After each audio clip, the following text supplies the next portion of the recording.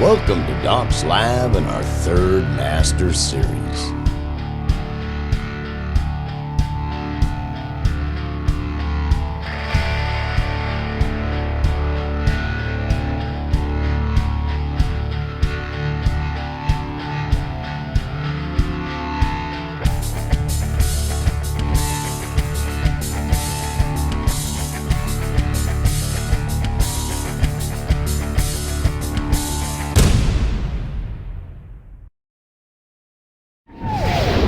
Welcome to Doc's Lab and our third Master Series. I do believe this is the 9th video in our Production Engineer series.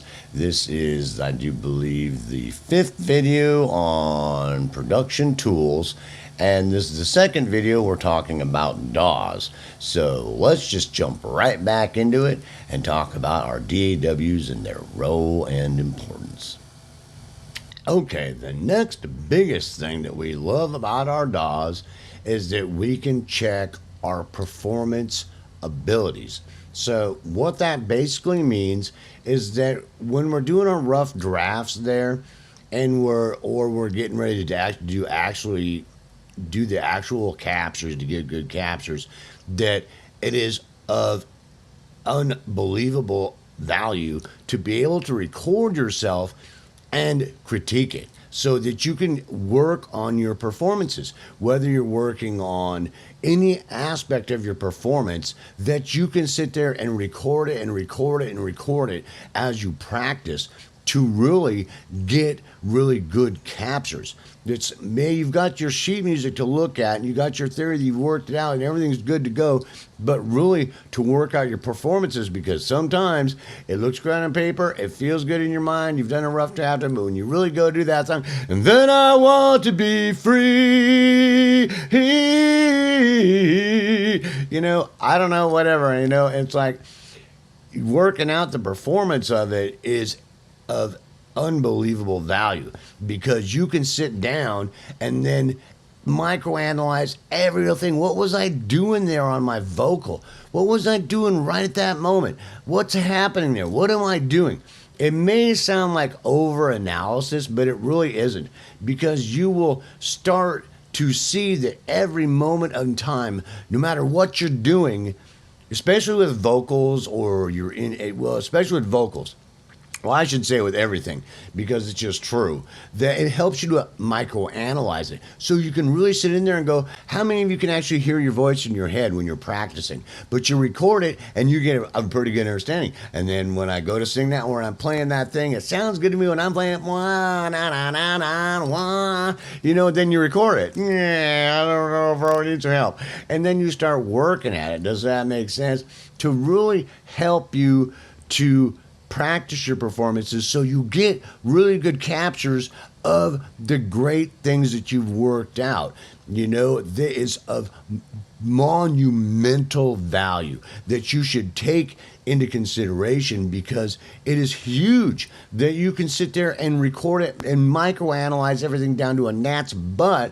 What you were doing right here when you were singing, what you were doing right there, what you were doing right here, what you were doing there, why are you getting quiet, what's that choke, what are you doing, and what's all this going on, why am I falling off at that level over that amount of time, and my attack is like that, my decay, my sustain, my ADSR, my da-da-da, analyzing the sound. How does my sound actually sound on my guitar, my sax? I think it sounds great in my room, I'm so bad. But then I recorded, nope. And it's like, what's going on there? What am I doing that ain't getting it, that I need to really work on to make it sound like professional stuff? We've worked on being a connoisseur listening, so we know what good stuff's supposed to sound like. Our stuff don't sound like that. We can sit there and microanalyze it. It is probably the next coolest thing in the DAW that allows you to do that. That you can just go in there and just go, wow, I can just microanalyze down to a gnat's butt everything that happened through my entire performance on my vocals, my backing vocals, my guitar, my bass, my drums, everything. Every little teeny moment in time, you can just tear apart to see what's happening there. And does that make sense? And the sound of how it sounds, the performance itself, how well you're using articulations. It's of huge value that you have to see that way and start utilizing it to better your performance performances. So you're, even if you do real simple things, do really simple things well to where they sound good. Even if you play 3 chords, G-A-D, ba da da da da da. No, even if it's simple, that it sounds great, performed well, and you can just microanalyze everything about it and the sound that you have set up for it. Say they got a guitar there or something. And it's a huge thing. You really need to sit down and get in your head of how huge of a tool it is, because eventually you're going to get a final capture and that's it, bro. It's all over. Does that make sense? So you have this huge tool to help you to make sure that you get as good a performance as possible while you're practicing to get those great performances and analyze what's going on as an analysis tool. There's tons of analysis tools we talked about, and there's analysis tool conversations all over my channel to help you analyze things, because it's of utmost importance that you get as good a capture as possible, which means you have to have as good a performance possible that you've dissected to make sure it is. So that's the next big thing that we love about our DAW. And let's take a look at the next one. Okay, now besides the things we talked about just now, that is really cool about performance is a lot of people that I've seen that there's a couple other issues that they really need to work on. First of all is timing. So the DAW can really help you really get your timing down so that your timing, I mean, it's of huge importance because every moment in time is of utmost importance. So you being in time is monumental. Does that make sense? And you've got tools that there are tons of tools inside the DAW normally that can help you detect timing issues. Besides just metronomes and things like that, there's transient detecting tools, things like that you can really get in there and micro out. Why is my performance off there? It's like da da da ba blank blank. I don't know. It's like, why am I doing that? And you can loop things and practice, really get your timing down, because timing is, it's one of the biggest things in your performance that you really need to work on. And there are tons of tools to help you work on your timing and analyze your timing to make sure you are in time. I mean, it goes with what we were talking about before, analyzing your sound and stuff and your performance. But it's of huge value to really get in there and see what tools you have in there to help you work on your timing. And the next thing is dynamics. Dynamics are huge. Listen, back in the day, we squished everything up to where it was all squished into a shoe box. Everything was squished into a shoe box. It didn't matter. It's all the same volume in your face 100%. And then we went through a time before that where dynamics were really important. And the more you take dynamics into consideration, the better your productions will come out sounding. Because if you let things have dynamics when it's a good thing and you use it well, your productions just will come out sounding better. There are times that I do heavy metal stuff or in-your-face pop that there's some moments that everything is just squished up and in your face. Yeah! And there are times that it is a useful tool. I have no doubt about it, but most of the time it isn't. Okay, if you want expression, dynamics are a huge part of feelings and emotions. Things are louder and softer and other things, and they grow in volume and diminish, and have accents and all over the place. It's huge. And you can really get in there and microanalyze your dynamics. What is happening with the dynamics? How loud are you actually throughout your performances to really help you to get the dynamics done properly when you do capture, so it's done well. Does that make sense? So that you don't have to go in there and the audio engineer doesn't end up doing this kind of stuff. And then there and there and there and everywhere that I've got this going on and that, and then I'm going to turn them up there and down here and there. We talked about that in flow editing, my master series, but it's of huge value because you really need to work on your dynamics so that they're done well, so that the performance is done well, so you can compare. How's your dynamics looking here in this vocal as opposed to your backing vocal here? What are your dynamics, what's going on here? How loud are you actually at these accents and during this main part of it in comparison to what's going on here? How loud is that? And should I be working at?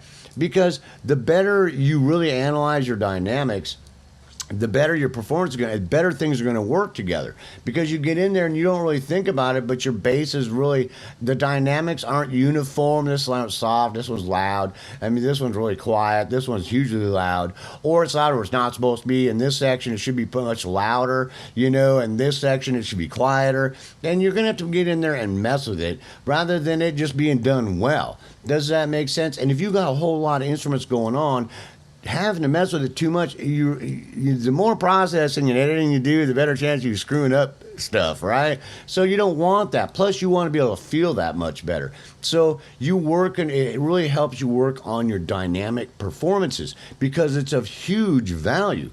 Because if it doesn't look like it much here, but once you get in there and you got the whole performance laid out and things are laying on top of each other, when we go to mix, what do? We want something louder than something else. Besides panning things around, that's what we're doing, right? So it'd be pretty important that, you know, the dynamics are happening. So when the vocal's singing at such a level that things are in accordance. And then when he goes, yeah, dude, that, you know, everything else is at some kind of volume that can be supportive or working with it or against it or whatever is happening there, that everything's flowing well with the dynamics the way they're supposed to do. Does that make sense?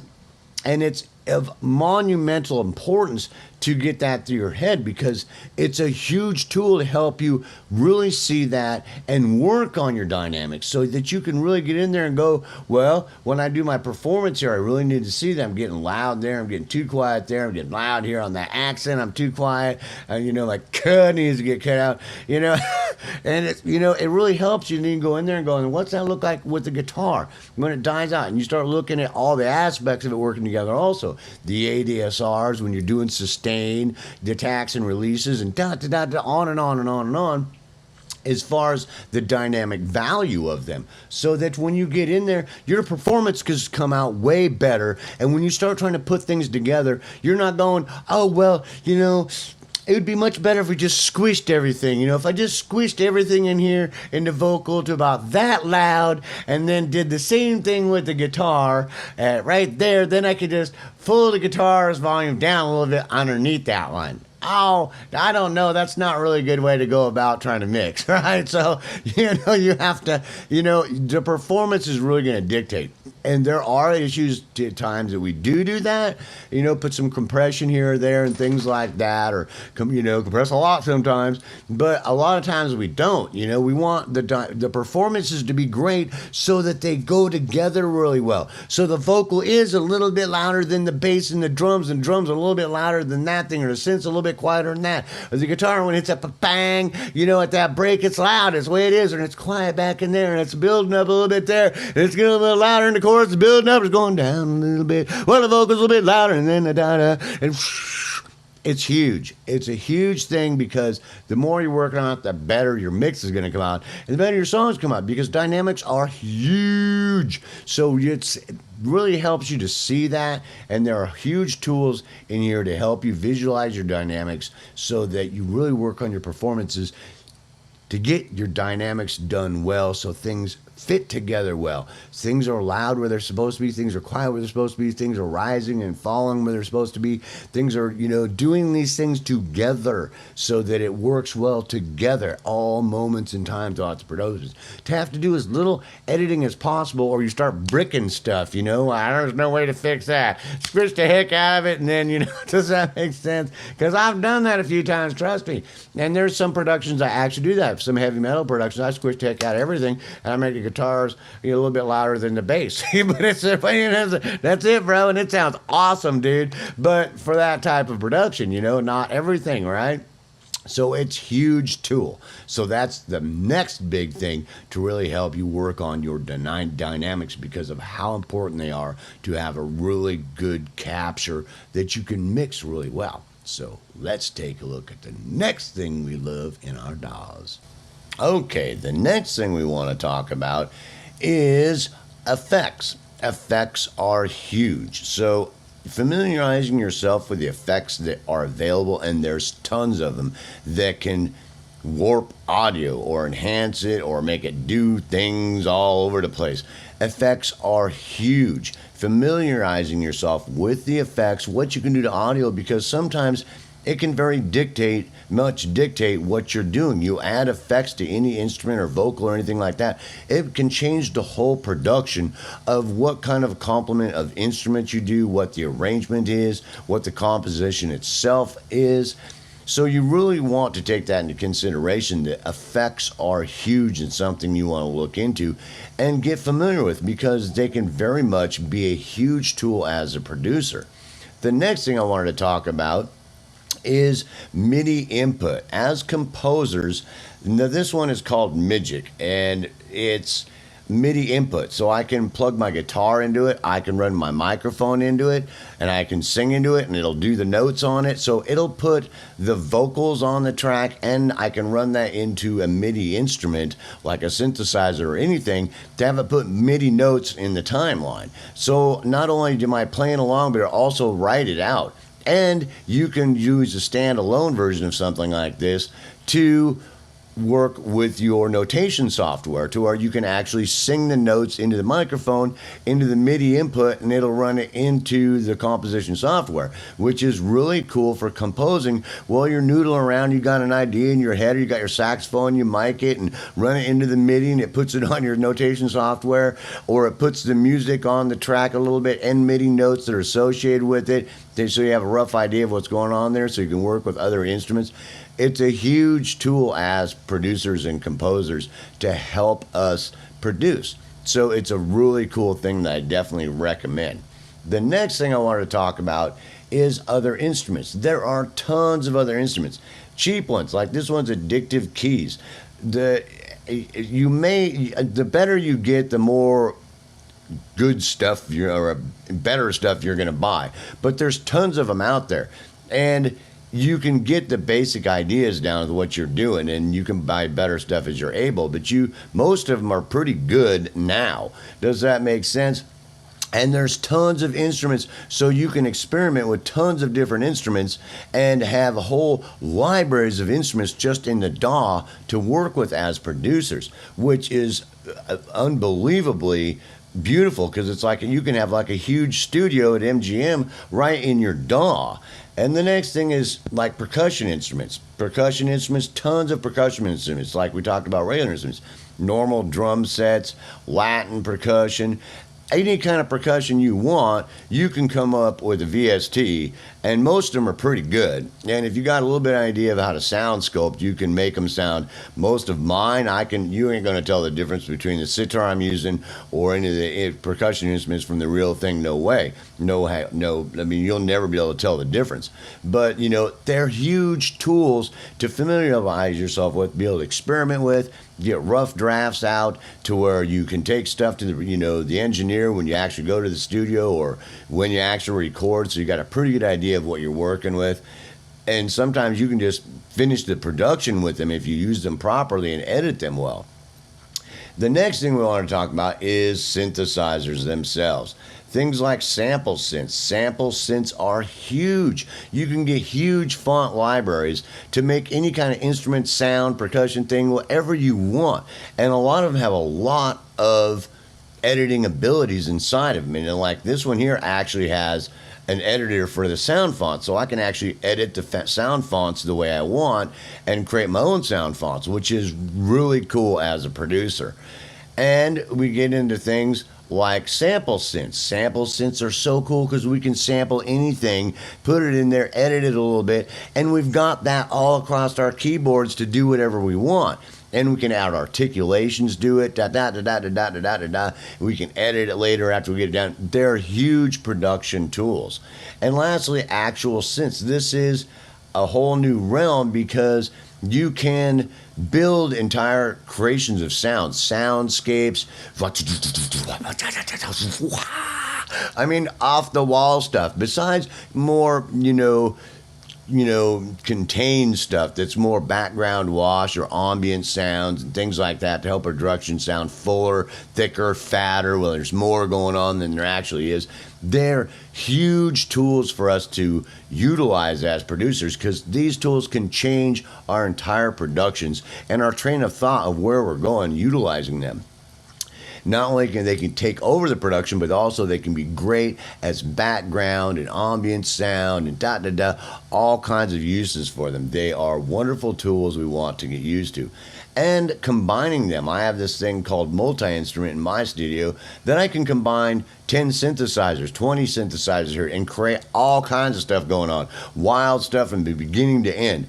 These are huge tools for us in our DAWs as producers. So we want to familiarize ourselves with those so that we can utilize them in our productions.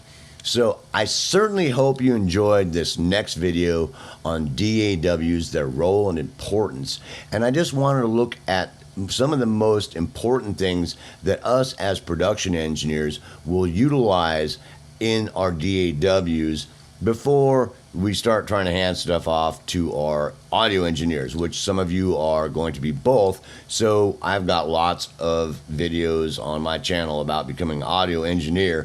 We're talking about becoming a production engineer and some of the tools we can use in our DAWs to help facilitate our productions and help us build our productions. So I certainly hope you enjoyed this next video in our third master series. Peace, hope, love, and I will see you in the next video.